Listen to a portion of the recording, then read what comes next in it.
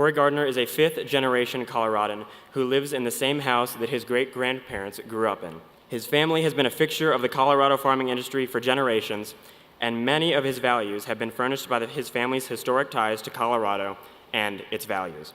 Senator Gardner is also a disruptor. Just last month, he was the first Republican senator to call for an end to the government shutdown.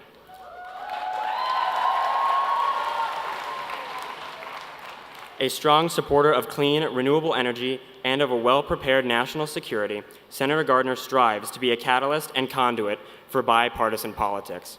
In 2017, Senator Gardner was ranked as the 8th most bipartisan senator by the Lugar Center and was awarded the Legislative Action Award by the Bipartisan Policy Center in 2018 for his work to build consensus, elevate debates, practice civility, and advance legislation on pressing issues.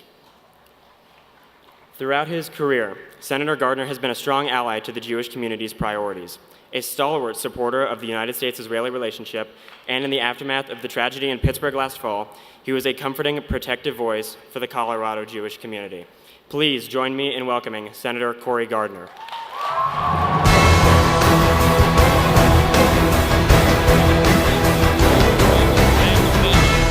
Good morning, BBYO, how are you?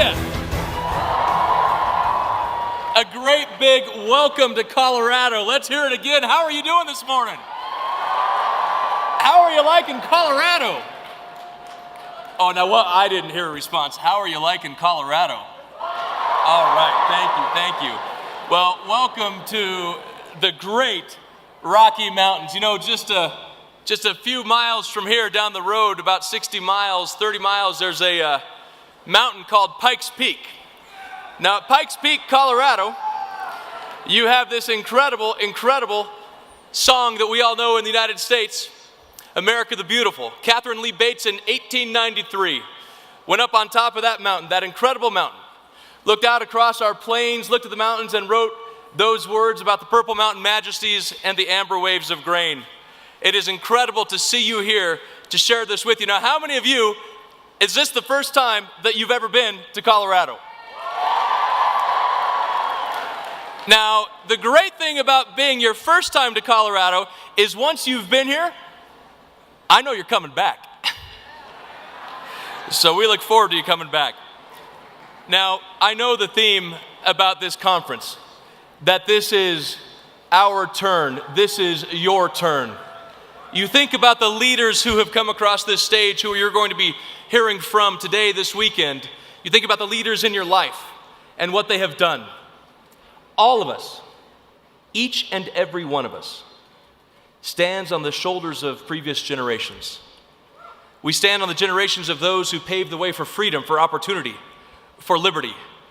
We stand on the shoulders of those who fought against oppression and tyranny.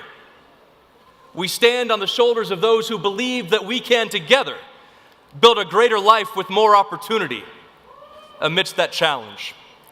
Now, BBYO, is there any challenge that you cannot overcome? Will you spend your life fighting for opportunity, for equality, for justice? Will you spend this weekend making friends to rise above the voices of hate and anti-Semitism? Will you stand together as people from around the globe to assure that every student who follows in your footsteps has a chance to stand on your shoulders as they move into the prime generations? When I was a student, I lived in this little teeny town out in the eastern plains of Colorado, a little town called Yuma. Now, some of you I've heard maybe going snow skiing, is that right? All right, so my town was about 3 hours away from the ski slopes. The first time I went skiing, I did something I didn't know I was supposed to do. I wore brand new blue jeans. Yeah, and you know what happens when blue jeans, when they get wet? They bleed blue streaks. Every 10 feet you could see exactly where I had fallen on the mountain. Don't do that. But that same year when I was in school, I was worried about education. I was worried about the future of education in Colorado, that rural voices were being left out of our education opportunities. And so I organized a walkout As a junior in high school, I organized a walkout of all the schools in the eastern plains of Colorado. We had dozens upon dozens of schools who were going to leave school one day and fight for greater education dollars, to make their voices heard for more opportunity. And I got a phone call from the Colorado Department of Education that said, we don't think walking out of school is that great of an idea. Would you mind if you invited the schools that you've gotten to participate and bring them to your high school, and we'll have a rally for education, and we'll get the governor of Colorado out to that rally. So here I am, my junior year in high school. We had over 1,000 students from across Colorado's eastern plains attending this rally with the governor of Colorado to fight for higher education dollars, to fight for more education dollars, to fight for rural Colorado, to fight for opportunity. The message that you're going to hear this week is clear. There are no walls that are too high for you to overcome.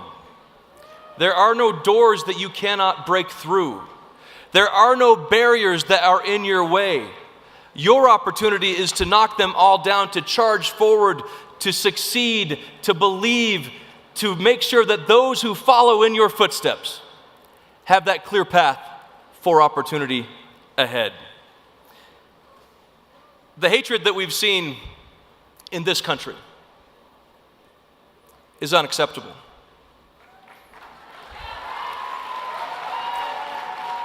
The voices of anti-Semitism don't go away. They change into new messages. They change into different forms and shapes. But we will never be quiet, will we? We will never let them go unrecognized, because it is our time, our turn, your turn and your time to assure that every moment of hate is called out and turned into a moment of love and peace and opportunity for all. The first time that I had the opportunity to travel to Israel, I remember visiting an Iron Dome missile battery outside of the city of Ashkelon. And we were there over the same weekend that the celebration of Purim was taking place, which is coming up in a couple of weeks, I believe, another month. And as we learned from these soldiers in Israel who were standing guard, standing watch to protect the nation and the people of Israel, you could hear the voices singing in that city, Ashkelon, celebrating that holiday. Here we are thousands of years later, after the reason for that holiday is celebrated, and we still stand to protect ourselves, to protect the Jewish faith, to protect the Jewish people, to protect the state of Israel.